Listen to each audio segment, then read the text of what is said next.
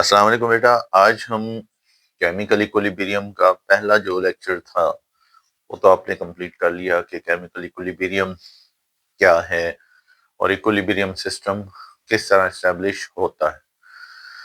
तो हमने उसमें जहां लेक्चर खत्म किया था आज हम वहीं से दोबारा स्टार्ट लेंगे और आज हम देखेंगे कि एक इक्विलिब्रियम रिएक्शन जो है वो किस तरह प्रोसीड करता है और उसके बाद फिर इक्विलिब्रियम की कुछ टर्म्स एंड कंडीशंस जो हैं उनको देखेंगे।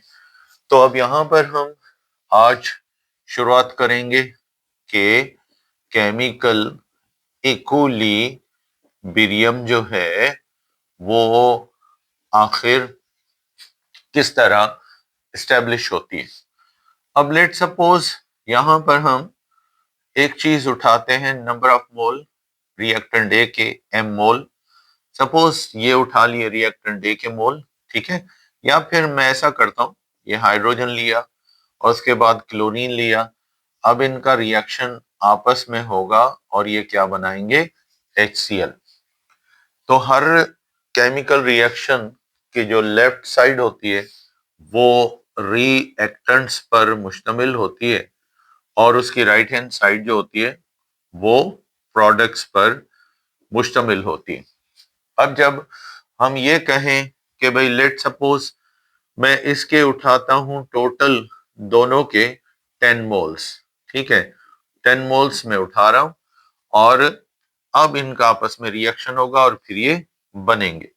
तो जब हमारा टाइम जो है, हमें अगर कहा जाए टाइम इज 0 सेकेंड्स, तो फिर इसका मतलब आप क्या लेंगे कि रिएक्शन शुरू नहीं हुआ है, ठीक है ना। रिएक्शन अभी नहीं शुरू हुआ तो हमारी प्रोडक्ट्स जो हैं उनकी अमाउंट क्या है, 0 है। अब ऐसा होगा यानी टाइम इज 0 सेकेंड, तो फिर आप कहेंगे नो प्रोडक्ट्स, प्रोडक्ट्स की अमाउंट नील होगी। अब ऐसा करते हैं, रिएक्शन हम देखते हैं शुरू हो गया, पहला सेकंड गुजरा और इसके 10 मोल में से 1 मोल किस तरफ जाने लगा, प्रोडक्ट साइड पे, और इसने क्या बनाया, HCl। और HCl का 1 मोल फर्स्ट सेकंड में बन गया। तो यहां अमाउंट कुछ ना कुछ पहुंच गई प्रोडक्ट्स की। याद रखो इक्विलिब्रियम में कोई भी प्रोडक्ट जो है ना वो स्टेबल नहीं होती है, तो इसलिए 1 मोल भी अगर प्रोडक्ट का यहां पहुंच गया तो इसका मतलब है यहां पर अब रिएक्शन स्टार्ट होगा, कौन सा वाला, रिवर्स रिएक्शन। तो हम कह सकते हैं कि 1 मोल पहले सेकंड में जब प्रोडक्ट साइड पे पहुंच गया तो अब ये थोड़ा है, इधर 9 मोल पड़े और इधर कितने हैं, जस्ट 1 मोल। कितने मोल है, 1 मोल। तो अगर ये 10 मोल में से 1 मोल 1 सेकंड में इधर जा रहा है तो अब दूसरा सेकंड जैसे ही स्टार्ट होगा, दूसरा सेकंड, तो इसकी अमाउंट 1 मोल से घटकर 0.9 मोल इस तरफ जाने लगेगी और ये 1.9 मोल हो जाएगा। अब इसका उसी सेकंड में 0.1 मोल जो है ना वो प्रोडक्ट का किस तरफ जाने लगेगा, रिएक्टेंट की साइड पे जाने लगेगा। और फिर थर्ड सेकंड आएगा तो फिर इसकी अमाउंट 0.9 मोल से घट के 0.8 मोल हो जाएगी। अब इधर कंसंट्रेशन बढ़ रही है तो ये फिर इधर रिएक्शन की रफ्तार भी बढ़ रही है, अब ये 0.2 मोल चले जाएंगे। फिर इस तरीके से नेक्स्ट में इसका फोर्थ सेकंड स्टार्ट होगा रिएक्शन का। अब के बाद ये 0.7 मोल्स जाएंगे और इधर हमारे 0.3 मोल पे पहुंच जाएगा। फिर फिफ्थ सेकंड आएगा, इसके 0.6 मोल उधर जाने लगेंगे और इसमें से 0.4 मोल जो है वो इस तरफ आने लगे। याद रखो ये रिएक्शन फॉरवर्ड और रिवर्स, शुरू शुरू में जब स्टार्ट होता है रिएक्शन तब तो फॉरवर्ड रिएक्शन नहीं होता है, तब तो नहीं होता क्योंकि प्रोडक्ट नहीं होते हैं। अब अगर प्रोडक्ट का 1 मोल भी बन गया तो इसका मतलब है अब रिवर्स रिएक्शन ने शुरू हो जाना है और रिवर्स रिएक्शन चलेगा। अब रिवर्स रिएक्शन जब चलेगा तो जैसे जैसे इसकी अमाउंट घटती जाएगी इसकी रिएक्टेंट साइड की, तो वैसे वैसे उसका रेट ऑफ रिएक्शन भी घटता जाएगा, क्योंकि रिएक्शन की रफ्तार जो होती है ना वो अमाउंट पे होती है। जितना रिएक्टेंट्स की अमाउंट ज्यादा, उतना समझ लो, जितना रिएक्टेंट की अमाउंट ज्यादा उतना रिएक्शन का रेट फास्ट होगा, वेलोसिटी फास्ट होगी। अब जैसे जैसे ये अमाउंट घटती जाएगी तो रिएक्शन का रेट भी घटता जाएगा।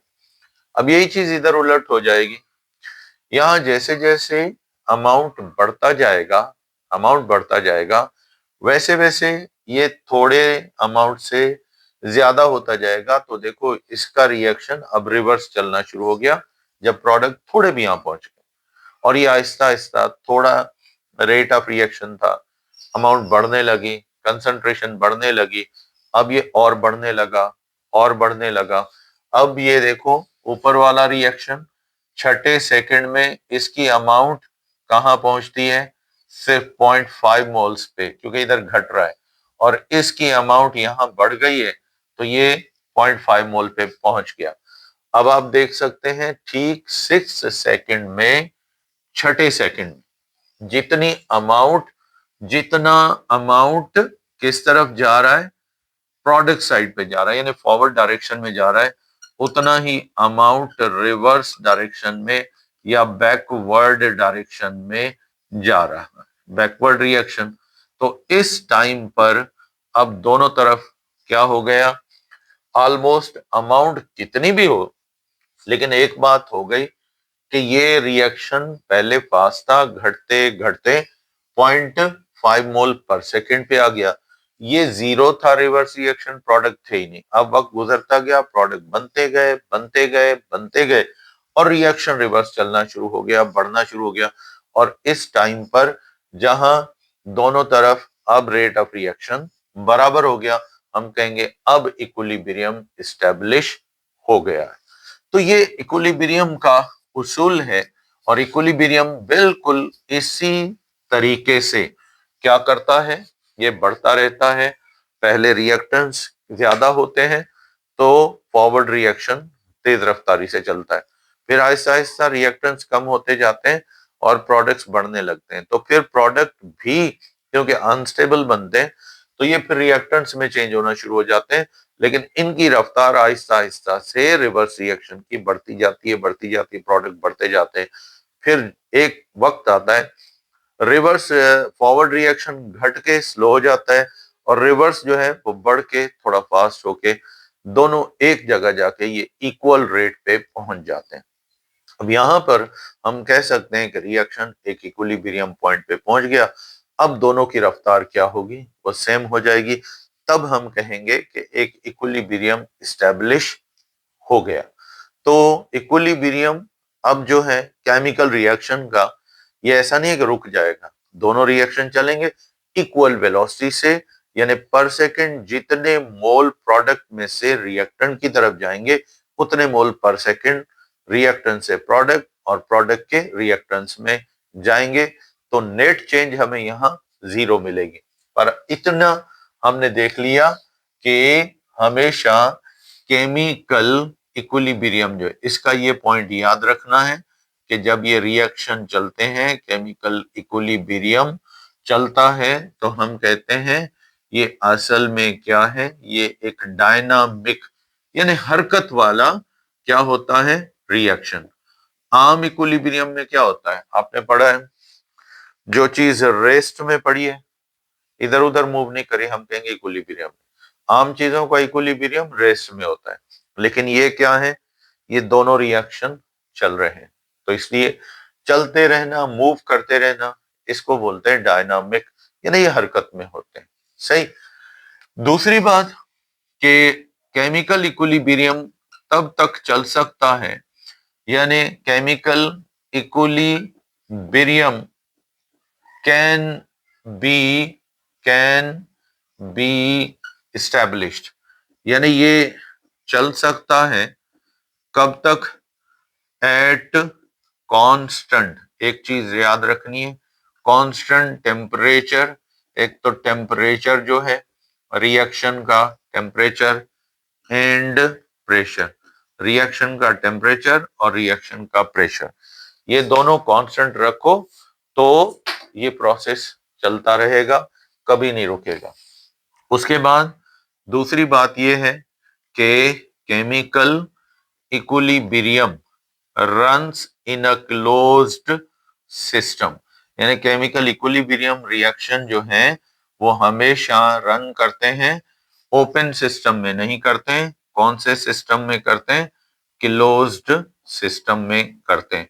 क्लोज सिस्टम एक ऐसा सिस्टम है, ऐसा माहौल है, ऐसी चीज है जो मैटर तो एक्सचेंज नहीं करेगा, मैटर यानी रिएक्शन एक्सचेंज नहीं करेगा इर्द गिर्द की चीजों यानी सराउंडिंग्स के साथ, और सिर्फ एनर्जी एक्सचेंज करेगा। ये आप थर्मोडायनेमिक्स पढ़ते हो ना, तो उसमें 3 सिस्टम होते हैं, एक होता है ओपन सिस्टम, दूसरा क्लोज सिस्टम और तीसरा आइसोलेटेड। तो ये एक क्लोज सिस्टम में इक्विलिब्रियम स्टैब्लिश होती है, ये कभी भी ओपन सिस्टम में स्टैब्लिश नहीं हो सकती। तो ये था हमारा केमिकल इक्विलिब्रियम का एक कंसेप्ट, या यूं कह लो कि उसका एक आइडिया कि केमिकल इक्विलिब्रियम जो है वो किस तरह स्टैब्लिश होती है, किस तरह वो रन करती है।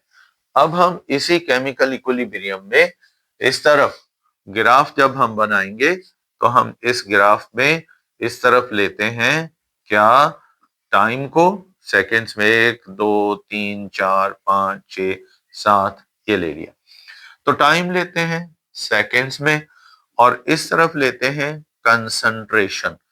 कंसंट्रेशन माना अमाउंट होती है किसकी, रिएक्टेंट्स की या फिर प्रोडक्ट्स की, जिसको मोल पर डीएम क्यूब में लिखा जाता है। ठीक है। शुरू में आपको पता है कंसंट्रेशन हाईएस्ट किसकी होती है, रिएक्टेंट्स की होती है। तो जैसे जैसे वक्त गुजरता जाता है तो रिएक्टेंट्स की अमाउंट जो है वो घटती जाती, डिक्रीज होती जाती, और जब तक रिएक्शन स्टार्ट नहीं होता तो प्रोडक्ट की अमाउंट या कंसंट्रेशन क्या होती है, 0 होती है। अब जैसे जैसे वक्त गुजरता जाएगा तो इसकी अमाउंट क्या होगी, ये बढ़ती रहेगी। तो इसका मतलब है प्रोडक्ट्स जो हैं वो कम से ज्यादा कंसंट 0 थे, रिएक्शन शुरू हुआ, बढ़ते गए, टाइम गुजरने के साथ बढ़ते जाते हैं, और फिर ऐसे समझ लो कि प्रोडक्ट 0 से स्टार्ट हुए, बढ़ते गए बढ़ते गए बढ़ते गए, और रिएक्टेंट्स जो थे वो बहुत ज्यादा थे, वक्त गुजरने के साथ साथ क्या हुए, घटते गए घटते गए। अब एक वक्त आया जहां दोनों की अमाउंट, दोनों तरफ कंसंट्रेशन क्या हो गई, सेम यानी इक्वल हो गई। अब हम कह सकते हैं अब जितनी अमाउंट पर सेकंड प्रोडक्ट्स की रिएक्टेंट्स में जा रही है उतनी रिएक्टेंट्स की प्रोडक्ट में। तो ये जो हमारा टाइम होगा जहां रिवर्स और फॉरवर्ड रिएक्शन अमाउंट क्यों बराबर हो गई, रेट ऑफ रिएक्शन दोनों तरफ क्या हो गया, इक्वल यानी सेम। तो इस पॉइंट को हम क्या बोलते हैं, इस पॉइंट को हम बोलते हैं इक्विलिब्रियम पॉइंट। क्या बोलते हैं इसको, इक्विलिब्रियम पॉइंट बोलते हैं, या टाइम ऑफ इक्विलिब्रियम, यानी जहां दोनों तरफ से कंसंट्रेशन एक से दूसरे तरफ ट्रांसफर हो लेकिन रेट उसका क्या हो जाए, इक्वल हो जाए। यानी अगर 0.1 मोल रिएक्टेंट का प्रोडक्ट की साइड पे जा रहा है तो प्रोडक्ट का भी 0.1 मोल ही रिएक्टेंट की तरफ आएगा, तो हम कहेंगे अब इक्विलिब्रियम पर रिएक्शन पहुंच गया, इक्विलिब्रियम का पॉइंट अचीव कर लिया है। तो इसको हम इक्विलिब्रियम पॉइंट या इक्विलिब्रियम टाइम कहते हैं। अब हम लेते हैं ऐसा ही ग्राफ, ये तो था कंसंट्रेशन और टाइम का।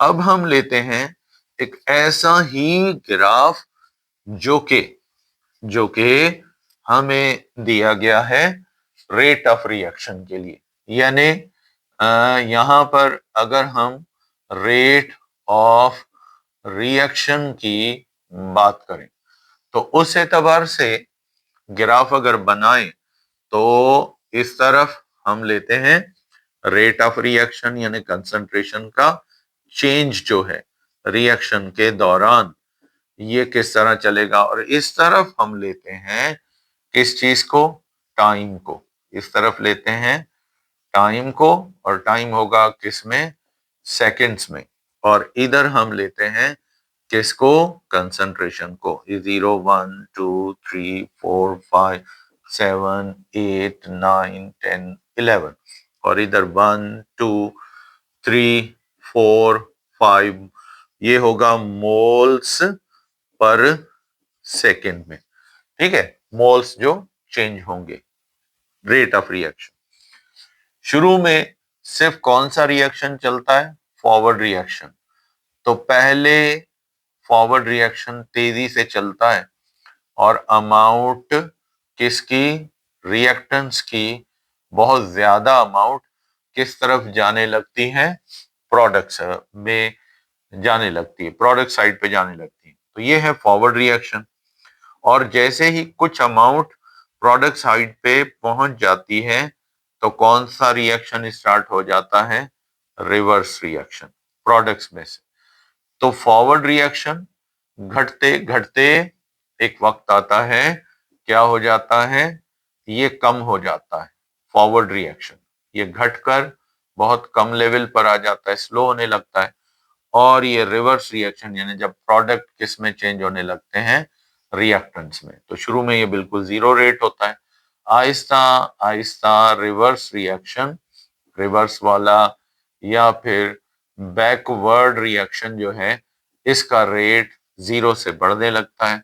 और फिर ठीक एक पॉइंट आता है जहां पर दोनों रिएक्शन की रफ्तार यानी change of concentration product side पर और रिएक्टेंट साइड पर क्या होने लगते हैं, इक्वल रेट से कन्वर्ट होना शुरू हो जाते हैं, ट्रांसफर होना शुरू हो जाते हैं। तो हम इस पॉइंट को क्या बोलते हैं, इक्विलिब्रियम पॉइंट बोलते हैं। और ये वो पॉइंट होता है जहां पर दोनों रिएक्शंस की रफ्तार इक्वल हो जाती है। अब ये कभी भी किसी भी रिएक्शन की रफ्तार न बढ़ती है और न घटती है। तो इसका मतलब है शुरू में कौन सा रिएक्शन फास्ट चलता है, ये चलता है फॉरवर्ड, और ये बहुत तेजी से जब उस तरफ रिएक्टेंट की तरफ, क्योंकि अमाउंट ज्यादा होती है, अब अमाउंट कम होती गई, तो फिर रेट ऑफ रिएक्शन भी कम होता गया, कम होते होते ये कम होता गया। ये तो था ही नहीं, प्रोडक्ट साइड पे अमाउंट थोड़ा मिला, अब अमाउंट बढ़ने लगा, तो फिर रिवर्स रिएक्शन की रफ्तार भी बढ़ने लगी, बढ़ने लगी, बढ़ने लगी, और एक वक्त आया कि प्रोडक्ट साइड पे अमाउंट काफी ज्यादा हो गई, तो रेट ऑफ रिएक्शन भी क्या हो गया, बढ़ता गया। ये घटते और ये बढ़ते एक वक्त पे कहा, दोनों का रेट क्या हो गया, इक्वल। तो यहां पर अब इक्विलिब्रियम एस्टेब्लिश हो गया, अब ये चलता रहेगा, और हम कहेंगे अब दोनों रिएक्शन की रफ्तार ऑलमोस्ट क्या होगी, सेम चलती रहेगी। तो ये घट के सेम रेट पे, कभी कभार हम इस ग्राफ को यूं भी बना देते हैं, इस तरह भी बना होता है, कभी कभार हम इसको इस तरीके से भी बना देते हैं। कैसे बनाते हैं ये भी सही है, लेकिन इसको यूं भी बना सकते हैं। देखो, ये रिएक्शन चलता रहा चलता रहा, यहाँ पर पहले स्लो था, फास्ट होते होते ये फास्ट था, स्लो होते होते एक वक्त आया जहां ये क्या हो गया, एक बराबर हो गया, यानी जो फॉरवर्ड रिएक्शन की वेलोसिटी थी वो ही किसकी हो गई, रिवर्स रिएक्शन की वेलोसिटी हो गई। अब यहां पर समझ लो फॉरवर्ड और रिवर्स रिएक्शन दोनों क्या होने लगे, एक ही वेलोसिटी से चलने लगे। ये था कौन सा रिएक्शन था, ये था फॉरवर्ड रिएक्शन। कौन सा रिएक्शन था, फॉरवर्ड। और ये कौन सा रिएक्शन है, रिवर्स रिएक्शन है। अब दोनों इक्वल रेट पे चल रहे हैं, तो हम कह सकते हैं कि अब फॉरवर्ड और रिवर्स इक्विलिब्रियम में स्टैब्लिश हो गए। तो इस ग्राफ से ये पता चला कि पहले फॉरवर्ड तेज चलता है और रिवर्स तो होता नहीं है क्योंकि प्रोडक्ट होते नहीं है। फिर एक वक्त आता है जब प्रोडक्ट्स बन जाती हैं, तो फिर क्या होता है, ये रिवर्स भी चलता है, और ये चलते चलते तेज रफ्तार हो जाता है, और वो घटते घटते स्लो हो जाता है, जहां दोनों की रफ्तार इक्वल हो जाती है। अब हम कह सकते हैं कि रिएक्शन जो है हमारा वो इक्विलिब्रियम में एस्टैब्लिश हो चुका है। अब आते हैं इसके बाद इक्विलिब्रियम को मालूम करने के मेथड्स हैं, लेकिन वो मेथड्स मैं अभी आपको नहीं बता रहा, क्योंकि उन मेथड्स को अगर आपने समझना है तो आपको एक और चीज समझनी पड़ेगी, और वो क्या है? केमिकल इक्विलिब्रियम एस्टैब्लिश हो गई, पता चल गया कैसे होती है, किस तरह होती है। अब हमने देखना है कि केमिकल इक्विलिब्रियम में फॉरवर्ड और रिवर्स रिएक्शन की कंसंट्रेशन का क्या सिस्टम चलता है, क्या सीन होता है, और इस पे कौन सी टर्म्स एंड कंडीशन अप्लाई होती हैं। तो हम यहां से लेते हैं, हम एक इक्विलिब्रियम का लॉ लेते हैं जो हमें इक्विलिब्रियम का पूरा प्रोसेस समझाता है, और इसको बोलते हैं लॉ ऑफ क्या? इक्विलिब्रियम। लॉ ऑफ इक्विलिब्रियम भी कह सकते हो, या फिर इसको आप बोल सकते हो law of mass action. Law of equilibrium और लॉ ऑफ मास एक्शन। अब लॉ ऑफ इक्विलिब्रियम या लॉ ऑफ मास एक्शन बोलता क्या है? वो कहता है कि कोई भी रिएक्शन है, चाहे फॉरवर्ड चल रहा है चाहे रिवर्स चल रहा है, हम अगर किसी भी रिएक्शन की रफ्तार को बढ़ाना चाहते हैं, रेट ऑफ रिएक्शन को बढ़ाना चाहते हैं, तो फिर हमें कंसंट्रेशन उस तरफ की बढ़ानी पड़ेगी। अब देखो, मैं एक छोटी सी मिसाल देता हूं आपको। भाई, रिएक्टेंट्स जो हैं ये जब प्रोडक्ट में चेंज होते हैं तो कौन सा रिएक्शन चलता है? That is called forward reaction. और जब रिवर्स रिएक्शन चलाना है तो कब चलता है? जब प्रोडक्ट्स चेंज होते हैं, किस में? रिएक्टेंट्स में। तो इसका मतलब है अब रिएक्टेंट्स की अमाउंट आप बढ़ाओगे, रिएक्टेंट्स की अमाउंट बढ़ाओगे सब रिएक्टेंट्स की, तो किसके, कौन से रिएक्शन का रेट बढ़ जाएगा? फॉरवर्ड रिएक्शन का। और अगर आपने प्रोडक्ट्स की कंसंट्रेशन बढ़ा दी, प्रोडक्ट्स की, तो फिर किसका रेट ऑफ रिएक्शन बढ़ जाएगा? रिवर्स रिएक्शन बढ़ जाएगा। तो इसका मतलब है हमने रिएक्टेंट्स की अमाउंट ओवरऑल बढ़ा दी तो फॉरवर्ड रिएक्शन की रफ्तार बढ़ जाएगी। अगर प्रोडक्ट्स की ओवरऑल अमाउंट बढ़ा दी तो रिवर्स रिएक्शन की वेलोसिटी बढ़ जाएगी। इसी को हम बोलते हैं लॉ ऑफ मास एक्शन। लेकिन लॉ ऑफ मास एक्शन में एक और चीज भी है। अब भाई, रिएक्टेंट्स की अमाउंट बढ़ाई या प्रोडक्ट्स की, तो लॉ ऑफ मास एक्शन हमें बता रहा है कि कोई भी चीज जब रिएक्ट करती है, कोई भी चीज, रिएक्टेंट हो, एक प्रोडक्ट हो, तो हम वहां पर एक बात नोट कर लें कि ये रेट ऑफ रिएक्शन किसी भी रिएक्टेंट का कब बढ़ जाता है? जब उसमें मौजूद अमाउंट, उसकी कंसंट्रेशन उसकी बढ़ा देते हैं। तो जब आप अमाउंट बढ़ा दोगे, कंसंट्रेशन आप बढ़ा दोगे रिएक्टेंट किसी एक की, तो उसकी रिएक्टिविटी भी बढ़ जाएगी। किसी एक प्रोडक्ट की कंसंट्रेशन बढ़ाओगे तो उसकी रिएक्टिविटी या उसका रेट ऑफ रिएक्शन बढ़ जाएगा। तो इसी को हम बोलते हैं लॉ ऑफ मास एक्शन। यानी लॉ ऑफ मास एक्शन का स्टेटमेंट बहुत आसान हो गया। यानी क्या कह रहा है लॉ ऑफ मास एक्शन? वो कह रहा है दी रेट एट विच, यानी वो रफ्तार eight which a substance react, कोई भी चीज रिएक्ट कर रही है तो उसका जो रिएक्ट करने की रफ्तार है, सब्सटेंस रिएक्ट्स इज, अब ये जो है ये क्या है? Is directly directly proportional, directly proportional to its active mass. Active mass माना उसकी अमाउंट, उसकी कंसंट्रेशन, एक्टिव मास। एंड, और फिर द रेट ऑफ रिएक्शन, ये तो एक चीज जो रिएक्ट कर रही थी उसकी अमाउंट बढ़ा दी, उसकी रिएक्टिविटी बढ़ गई। अब बात कर रहा है पूरे रिएक्शन की, चाहे वो फॉरवर्ड हो चाहे वो रिवर्स हो। तो कहता है रेट ऑफ रिएक्शन जो है, rate of reaction is directly directly proportional directly proportional to क्या, concentration, concentration of all reactants, सारे के सारे रिएक्टेंट्स जो हैं उनकी अमाउंट बढ़ा दो तो पूरे का पूरा रिएक्शन चाहे फॉरवर्ड हो चाहे रिवर्स हो उसकी रफ्तार बढ़ जाती है।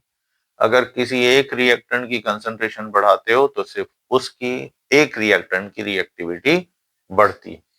अब यहाँ पर बस हमें दो चीजें यहाँ याद रखनी है, एक है एक्टिव मास और दूसरी चीज कौन सी है, कंसंट्रेशन।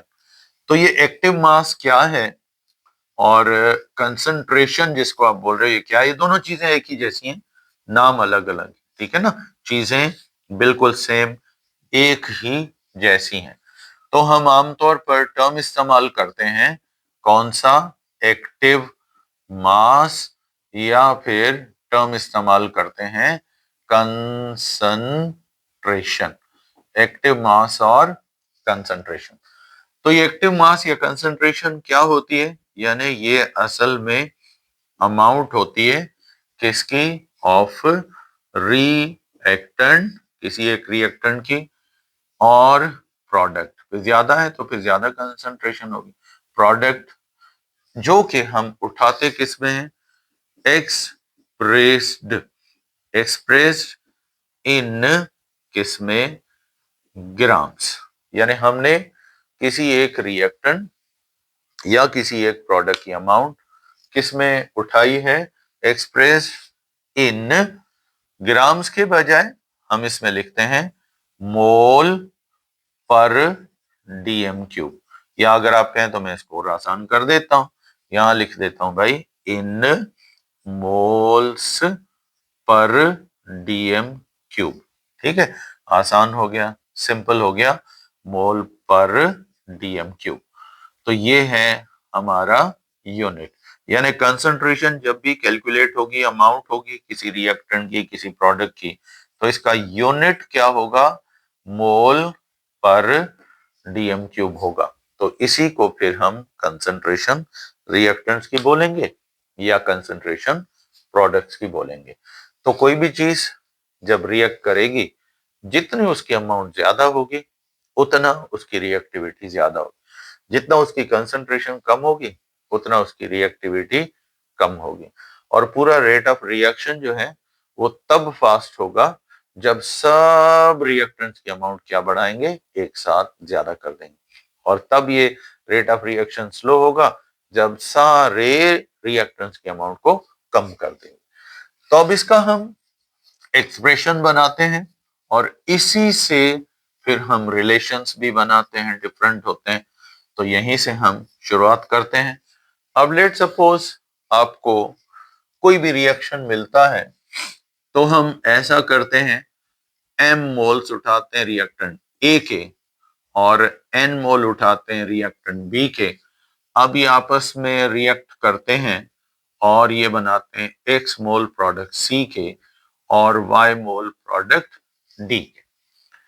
अब आपको पता है अगर फॉरवर्ड रिएक्शन की रफ्तार बढ़ानी है तो फिर हम किसकी अमाउंट ओवरऑल बढ़ा दें, इसके मोल्स बढ़ा दो, इसके भी बढ़ाओ, इसके भी बढ़ाओ, यानी रेट ऑफ क्या, फॉरवर्ड रिएक्शन, फॉरवर्ड रिएक्शन की वेलोसिटी आप चाहते हो बढ़ जाए, तो ये डायरेक्टली प्रोपोर्शनल है किसके साथ, रिएक्टेंट है। अब यहाँ स्क्वायर ब्रैकेट में इसका फार्मूला लिखो, H2 है, N2 है, जो भी है, इसके जो मोल हैं इसको रखो पावर्स में, फिर उठाओ रिएक्टेंट बी, इसके जितने भी मोल्स हैं वो पावर में रख दो।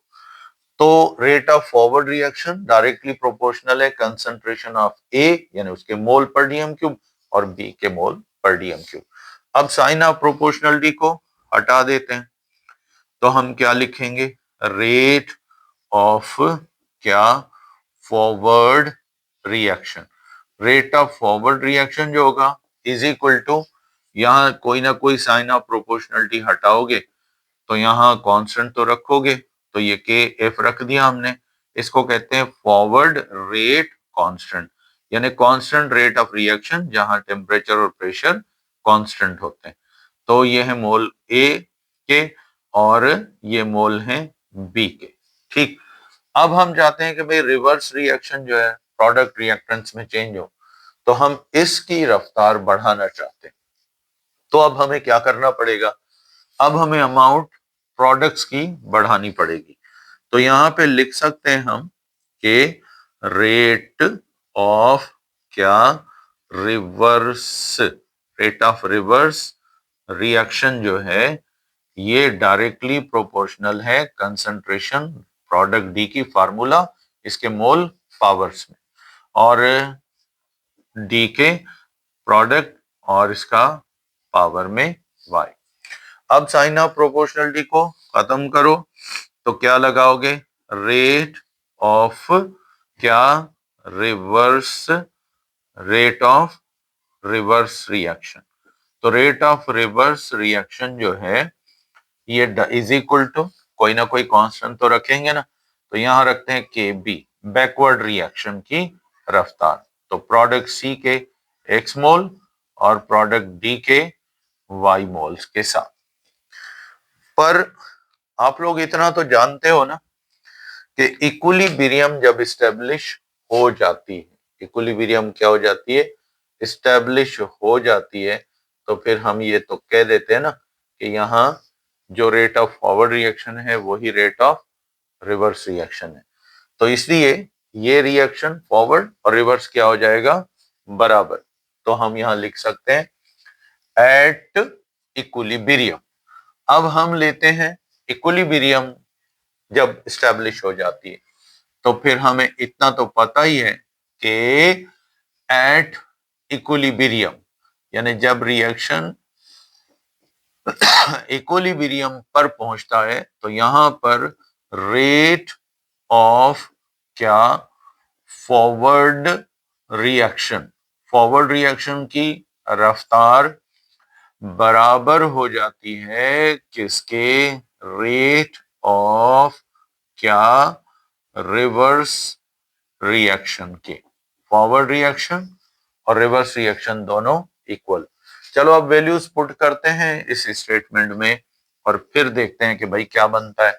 देखो रेट ऑफ फॉरवर्ड रिएक्शन किसके बराबर है, के एफ, इसकी वैल्यू पुट करो फिर इसकी, तो के एफ इनटू क्या करोगे, रिएक्टेंट आपके पास है ए, इसके हैं एम मोल, और दूसरा रिएक्टेंट आपके पास है बी, इसके हैं एन मोल।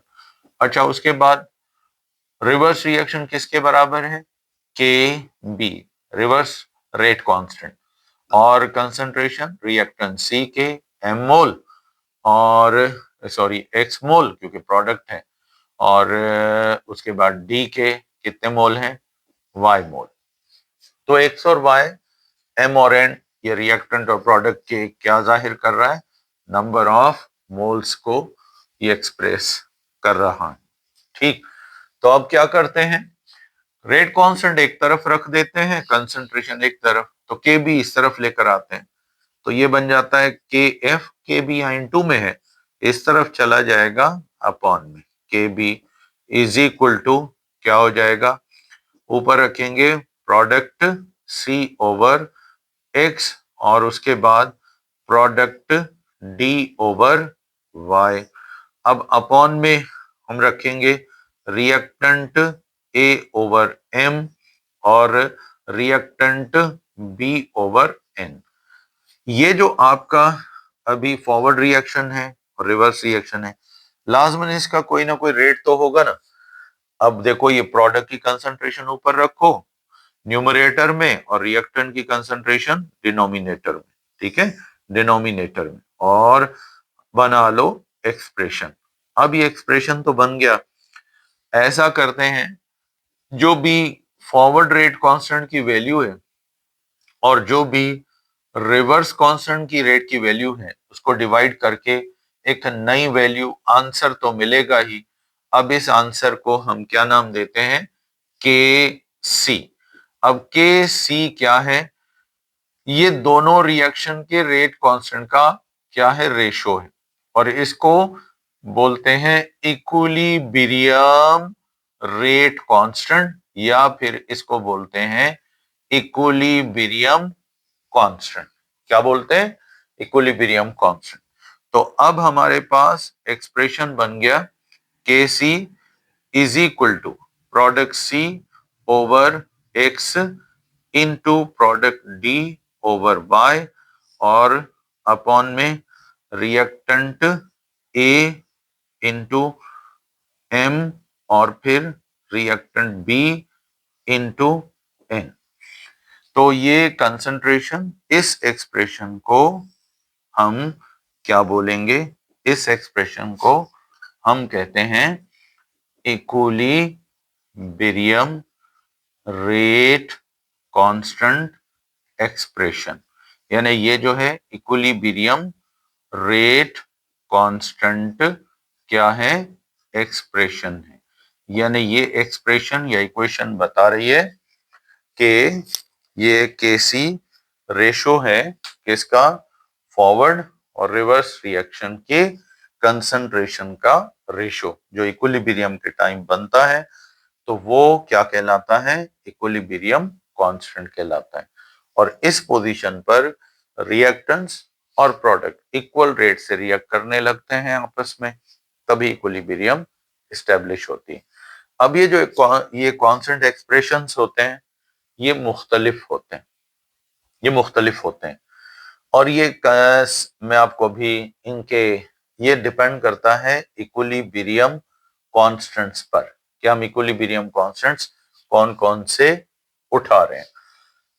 तो इस इनके फिर rate of equilibrium constant rate expressions जो हैं वो भी फिर हमें डिफरेंट उठाने पड़ेंगे, डिफरेंट लेने पड़ेंगे और बनाना बहुत आसान हो जाएंगे कि पहले ऊपर रखेंगे प्रोडक्ट्स की कंसंट्रेशन और अपॉन में किसकी रखेंगे? रिएक्टेंट्स की कंसंट्रेशन। तो आपको इतना तो पता ही है कि ये जो इक्विलिब्रियम कांस्टेंट्स होंगे यहां हम लिखेंगे, यानी सिंपल वर्ड्स में types of equilibrium equilibrium constants. यानी जो इक्विलिब्रियम कांस्टेंट्स हैं ये कौन कौन से? इनमें पहला इक्विलिब्रियम कांस्टेंट, इसको बोलते हैं के सी। अब के सी क्या है? ये है इक्विलिब्रियम कांस्टेंट पर कांस्टेंट फॉर कंसंट्रेशन। यानी जहां आपको ये इक्विलिब्रियम कांस्टेंट कैलकुलेट करना है तो सी, सी का मतलब है कंसंट्रेशन पर। किस पर कैलकुलेट कर रहे हो? कंसंट्रेशन पर रेट ऑफ इक्विलिब्रियम या equilibrium rate of reaction calculate कर रहे हो। दूसरा होता है के एन। के एन जो है ये भी असल में क्या है? ये है इक्विलिब्रियम कांस्टेंट। क्या है ये? इक्विलिब्रियम कांस्टेंट है फॉर नंबर ऑफ मोल्स। यानी जहां आपको सिर्फ नंबर ऑफ मोल्स मिले। तो यहां एन जो है ये असल में किसको जाहिर कर रहा है? नंबर ऑफ मोल्स को जाहिर कर रहा है। फिर अगर हमें कहा जाए के एक्स, के एक्स, तो के एक्स भी क्या है? इक्विलिब्रियम कांस्टेंट है। क्या है? इक्विलिब्रियम कांस्टेंट है। ठीक है। फॉर, ये कब कैलकुलेट करोगे? जब हमें क्या मिलेगा? Mole fraction. क्या मिलेगा? Mole fraction. ये मोल फ्रैक्शन सॉल्यूशंस में यूनिट के तौर पे भी इस्तेमाल होता है। और एक इक्विलिब्रियम कांस्टेंट होता है जिसको आप बोलते हो केपी। क्या बोलते हो? केपी। अब एक्स जो है, एक्स का तो पता ही है ना आपको। एक्स जो है ये किसको जाहिर कर रहा है? मोल फ्रैक्शन को। किसको जाहिर कर रहा है? मोल फ्रैक्शन को। अब केपी, केपी क्या है? ये है इक्विलिब्रियम कांस्टेंट। इक्विलिब्रियम कांस्टेंट है फॉर पार्शियल प्रेशर। यानी गैसेस का जो पार्शियल प्रेशर होता है उस पर भी हम इक्विलिब्रियम कांस्टेंट कैलकुलेट कर सकते हैं। तो यहाँ पर P जो है ये किसको जाहिर कर रहा है? This denote partial pressure of gas. ठीक है, तो ये गैसेस के लिए, ये सिर्फ गैसेस के लिए, प्योरली गैसेस के लिए होगा, ये सब के लिए हो सकते हैं, लिक्विड सॉलिड गैसेस सब पे इनको अप्लाई कर सकते हो। ठीक है, अब हम यहीं से इनका आपस में फिर रिलेशन भी पढ़ेंगे, पर उससे पहले मैं आपको बस थोड़ा सा बता दूं, फिर हम आगे जाएंगे। और वो क्या है, आगे हमने कैसे जाना है और क्या करना है। ठीक है ना, तो हमें कोई भी क्वेश्चन मिलेगी, कोई भी क्वेश्चन मिलेगी और हम उसका इक्विलिब्रियम रेट कांस्टेंट एक्सप्रेशन कैसे बनाएंगे। अब जैसे मैं आपको कहता हूं कि ये है AgCl, सिल्वर क्लोराइड है, और ये वाटर में आयोनाइज हुआ, सिल्वर प्लस में है और क्लोराइड माइनस में। तो अब इसका रेट एक्सप्रेशन बनाना है तो हम लिखेंगे Kc। जैसा कि आप जानते हो Kc में कंसंट्रेशन जो प्रोडक्ट्स की होती है वो ऊपर रखी जाती है हमेशा, और अपॉन में किसकी कंसंट्रेशन रखी जाती है? रिएक्टेंट्स की। लिहाजा फिर हम यहाँ एक्सप्रेशन बनाएंगे। तो प्रोडक्ट्स आपके पास कौन कौन से हैं? Ag का एक आइन है तो पावर में कुछ भी नहीं लिखेंगे, उसके बाद दूसरा दूसरा प्लस के बाद है तो उसको दूसरे ब्रैकेट में आइन को रख देते हैं, और अपॉन में हम किसको रखेंगे? AgCl को रख देंगे। तो ये है इस इक्विलिब्रियम का रेट कांस्टेंट एक्सप्रेशन, यानी ये इस रिएक्शन का रेट कांस्टेंट क्या है, एक्सप्रेशन कह सकते हो। तो इस तरह बनाओगे रेट कांस्टेंट एक्सप्रेशन Kc की वैल्यू। अच्छा, जहां आपको सारे रिएक्टेंट, तमाम तर रिएक्टेंट्स क्या मिलते हैं? गैसेस होते हैं, सारे का सारा इक्विलिब्रियम ही गैसेस का है, तो फिर उसको गैसियस इक्विलिब्रियम कहा जाता है। क्या बोलते हैं उसको? Gaseous equilibrium. तो एक कंप्लीट गैसियस इक्विलिब्रियम के लिए, एक गैसियस इक्विलिब्रियम के लिए हमें एक्सप्रेशन हम कैसे बनाएंगे उसको हम यहां पर देखते हैं। मिसाल के तौर पे, यानी for complete complete gaseous equilibrium, एक कंप्लीट गैसियस इक्विलिब्रियम है। जैसे आप ये देखें, ये हाइड्रोजन गैस है और उसके बाद क्लोरीन क्या है? गैस है। इनका हुआ आपस में रिएक्शन और इन्होंने क्या बना लिया? 2 मोल HCl गैस के। पानी में हल करोगे फिर एसिड बनेगा।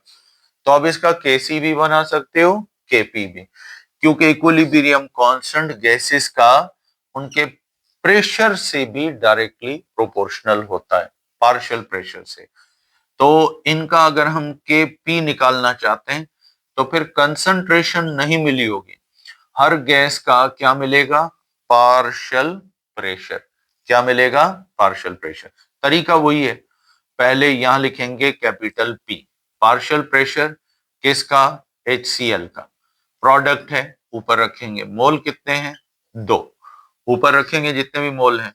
1 है तो फिर भले ना लिखो। अब अपॉन में जो है पार्शियल प्रेशर किसका मिला हुआ है? H2 का, 1 मोल है तो कुछ भी नहीं, P बड़ा करके लिखो, ये फार्मूला थोड़ा छोटा।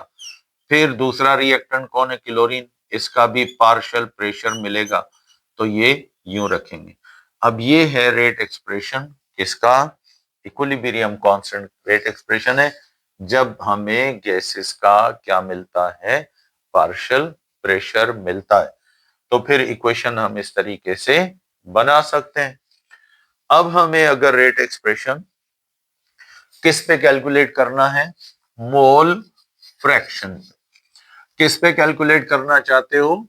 मोल फ्रैक्शन पे आपको यानी रेट एक्सप्रेशन निकालना है।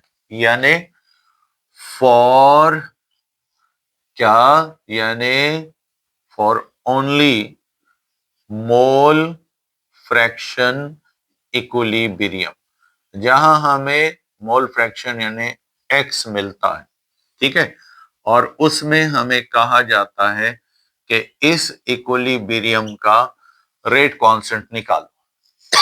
अब जैसे हमें कहा गया भाई ये है H2 हाइड्रोजन गैस के 2 मोल हैं और 2H2 है और उसके बाद O2 है, तो ये आपस में रिएक्ट करते हैं और ये बनाते हैं, क्या बनाते हैं?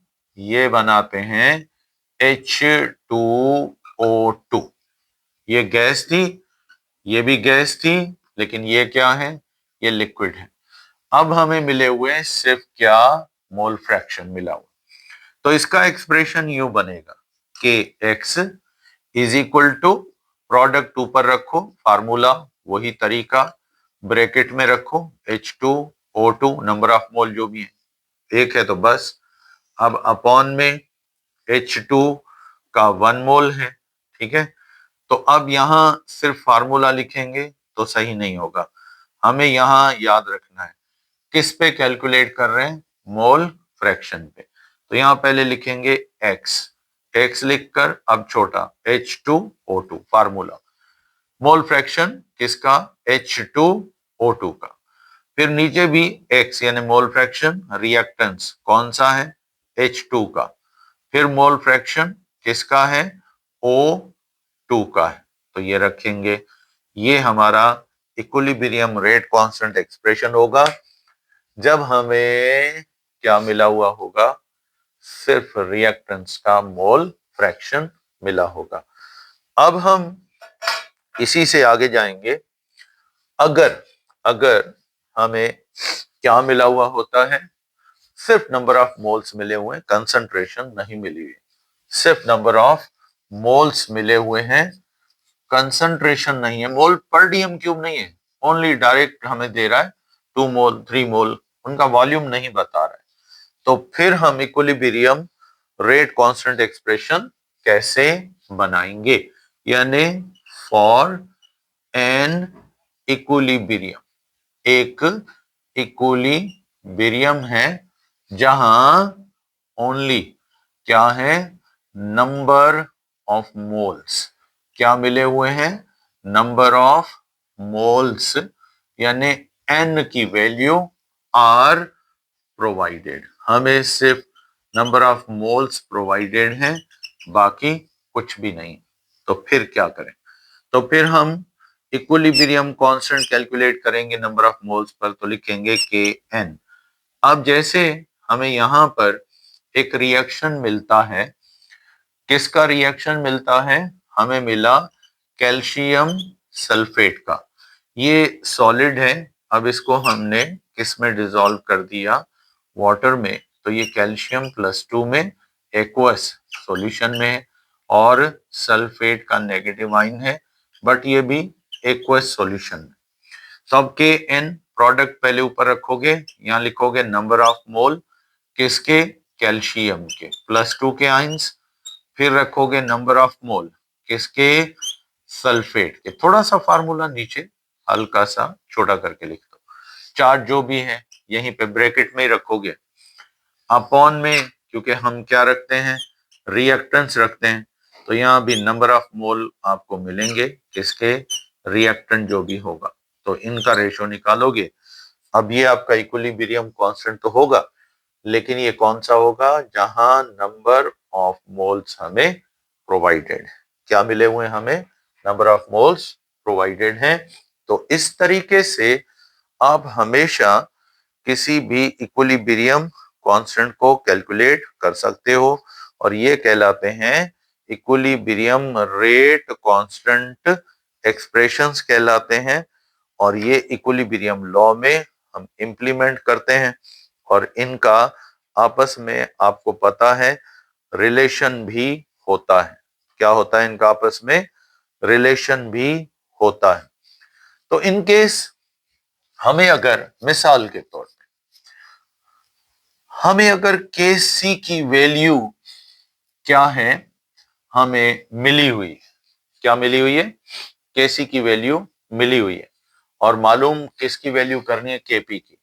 तो फिर ये इक्विलिब्रियम कांस्टेंट अलग अलग होंगे, आपको मिले हुए होंगे, यानी if Kc value is provided, अगर हमें Kc वैल्यू प्रोवाइडेड है and we have to calculate, अब हमने क्या कैलकुलेट करना है, we have to calculate Kp value, Kc value मिली हुई है और हम किसको कैलकुलेट करना चाहते हैं, Kp की वैल्यू को।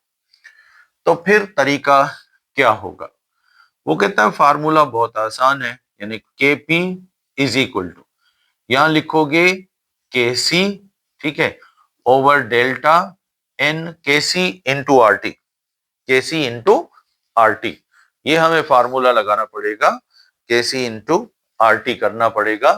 फिर डेल्टा n जो है, यानी यहां लिखोगे इस तरीके से, Kc की वैल्यू मिली हुई होगी, R जनरल गैस कांस्टेंट है, T टेम्परेचर है, ओवर डेल्टा n, ये है आपका फार्मूला जिससे Kp वैल्यू आपको मिली हुई है, तो आप Kc वैल्यू मिली हुई है, Kp कैलकुलेट कर सकते हैं। अब इनमें क्या कुछ है, Kp तो आपको पता ही है, Kp किसको बोल रहे हो, इक्विलिब्रियम कांस्टेंट है, और फॉर किसके लिए है, partial pressure, partial pressure of gas, उसके लिए Kc आपको पता है इक्विलिब्रियम कांस्टेंट है फॉर कंसंट्रेशन, यानी जहां रिएक्टेंस की कंसंट्रेशन पर वैल्यू कैलकुलेट कर रहे हो।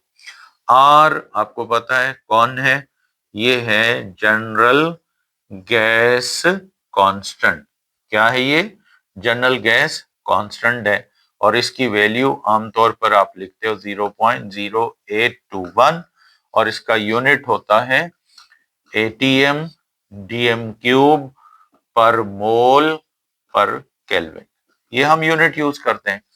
और उसके बाद हमारा है डेल्टा एन, डेल्टा एन है क्या, मोल डिफरेंस, क्या है ये, मोल डिफरेंस इसको बोलते हैं, और ये मोल डिफरेंस हमें कैलकुलेट करना पड़ता है हर इक्वेशन का अलग से।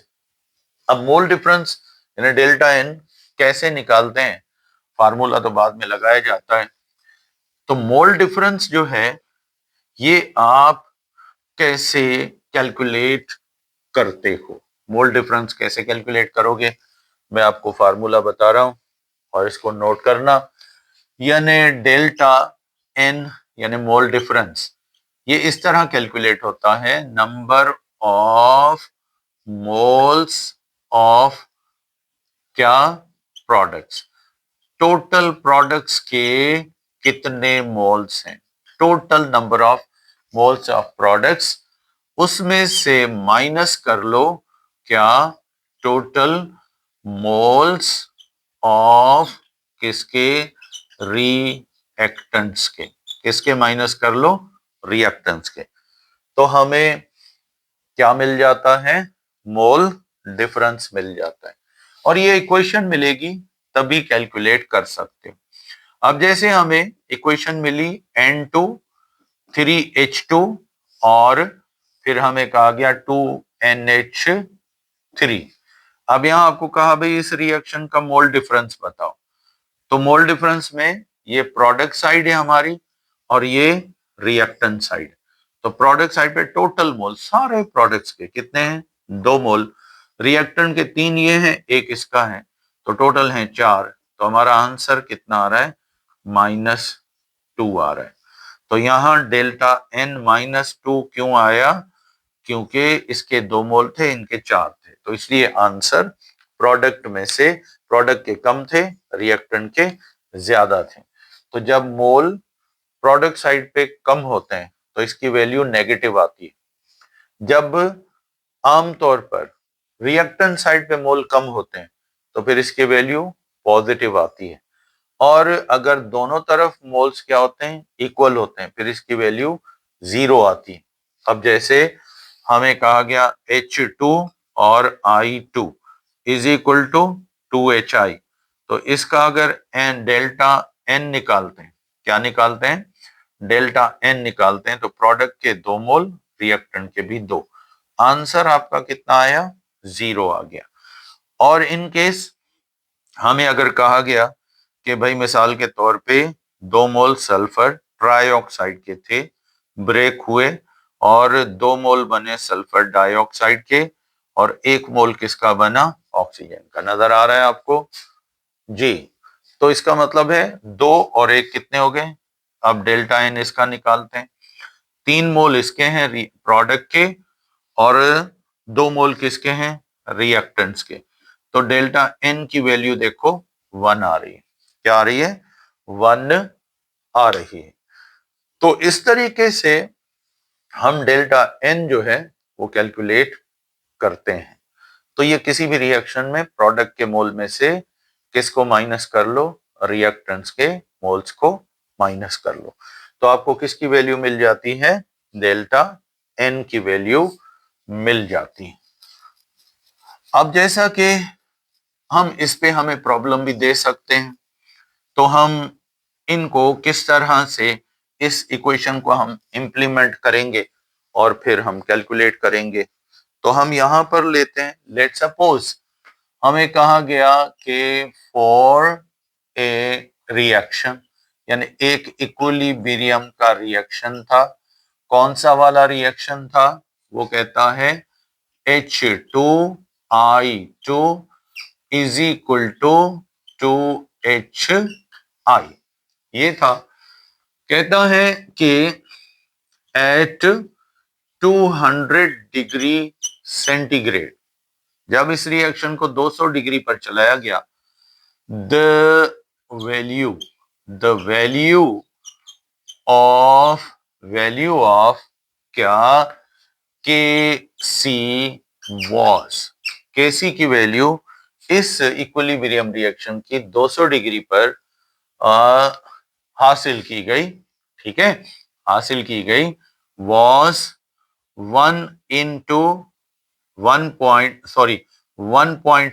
इंटू 10 पावर -8 इतनी थी at 200 ATM pressure. 200 ATM pressure था तब, ठीक है। अब कहता है कि कैलकुलेट, क्या करो, कैलकुलेट करो इट्स के पी वैल्यू। कौन सी वैल्यू कैलकुलेट करो, के पी वैल्यू। तो हमें पता है, यहां पे डेटा लेंगे, डेटा में के सी कितना है, 1.2 10 पावर -8 है, और उसके बाद के पी निकालना है, और उसके बाद हमें आर की वैल्यू रखनी पड़ेगी 0.0821, और उसके बाद टेम्परेचर है 200, लेकिन इसको केल्विन में चेंज करना है, तो ये हमारा हो जाएगा 473 केल्विन। 273 ऐड कर दो तब। प्रेशर हमें जरूरत नहीं है, यहाँ पे डेल्टा एन निकालना पड़ेगा। अब डेल्टा एन कैसे निकालोगे, प्रोडक्ट के मोल कितने हैं, 2, और उसके बाद जो है इसके रिएक्टेंट के मोल भी 2 हैं, तो आंसर आया 0, ठीक है। 2 में से 2 गए, कुछ भी नहीं बचेगा, तो डेल्टा एन भी मिल गया। अब हम लगाते हैं फार्मूला। अब फार्मूला क्या है हमारा, के P is equal to K C into R T over delta N. तो वैल्यूज पुट करते हैं, केपी, केसी की वैल्यू कितनी है हमारे पास, यहां पर है 1.2 10 पावर -8, और आर की वैल्यू 0.0821, और टेम्परेचर है 473। अब यहां पावर इसका हमने डेल्टा एन कर दिया 0। कितना कर दिया, 0 कर दिया। तो इसका मतलब आप समझ लो, जब किसी भी चीज का पावर 0 हो तो वो 1 तस्वुर की जाती है। तो ये सारी इक्वेशन, सारा ब्रैकेट 1 हो जाएगा। तो Kp is equal to 1.2 into 10 power minus 8 into 1 हो जाएगा। आंसर हमारा आ गया Kp is equal to 1.2 into 10 power minus 8 आएगा। तो ये आंसर है हमारा Kp और Kc का, जब हमें वैल्यू मिला हुआ हो तब हम Kp और Kc कैसे कैलकुलेट कर सकते हैं।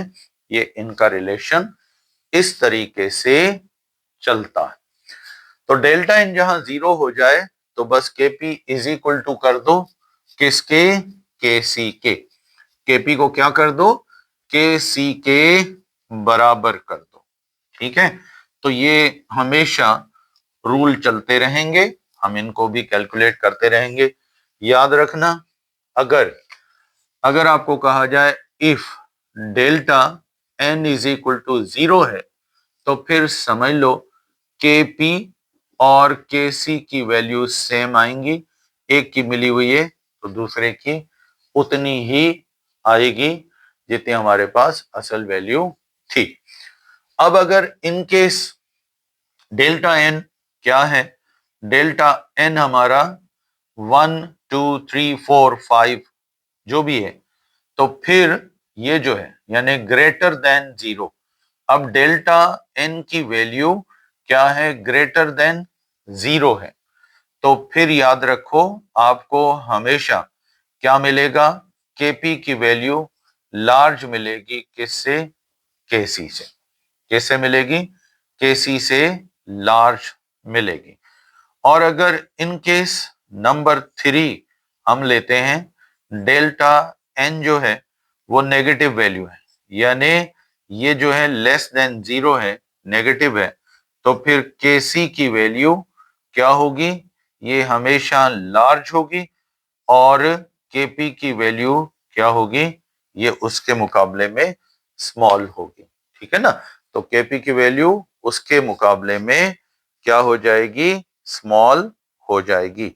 तो इस तरीके से हम Kp और Kc का रिलेशन एक दूसरे के साथ आसानी से कैलकुलेट कर सकते हैं, और बहुत आसान सा तरीका है। अभी आपको मेथड बता दिया है, इससे हम कैलकुलेट कर सकते हैं। तो ये कुछ आगे फिर और भी रिलेशंस हैं, तो उनको भी हम फिर डिस्कस करते हैं अगर Kp केस की वैल्यू आपको मिलती है।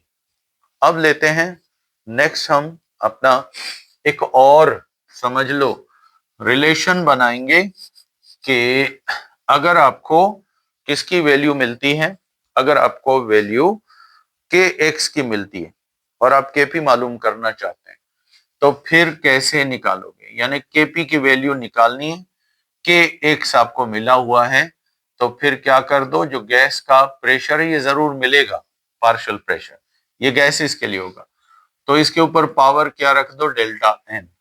तो आप Kx को Kp में चेंज कर सकते हो। किस में चेंज कर सकते हो, Kp को Kx में चेंज कर सकते हो। और अगर Kp मालूम करना है और आपको वैल्यू Kn इसकी मिली हुई है, तो आप ऐसा करो, यहां पर आप एक काम करो, जो प्रेशर मिला हुआ है और नंबर ऑफ मोल वो रखो, यानी pressure divided by number of moles कर दो, और इसको फिर मल्टीप्लाई पावर डेल्टा एन से।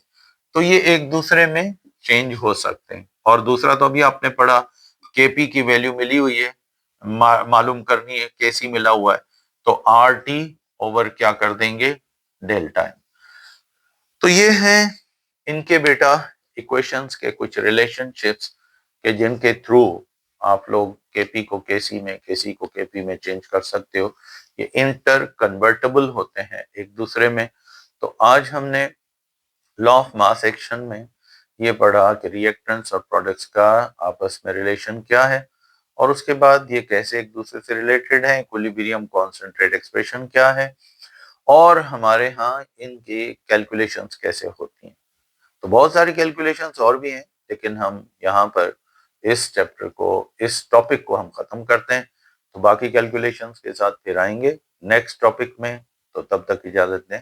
Thank you and Allah Hafiz.